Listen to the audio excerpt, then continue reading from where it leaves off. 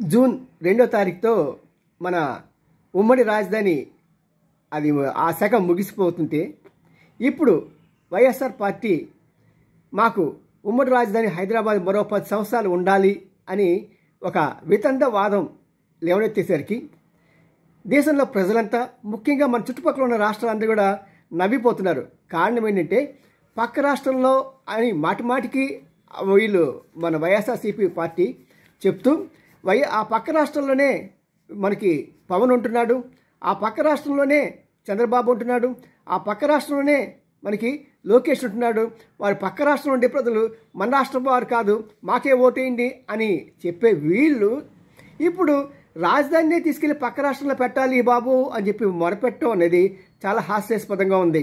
పక్క రాష్ట్రాలలో అంటున్నారు ఇంతకాలం నిద్రపోతున్నారా, మరి కొత్తగా 2019 వచ్చినప్పుడు అడగాల్సింది కదా అని. మరి ప్రభుత్వం తప్పిదమా?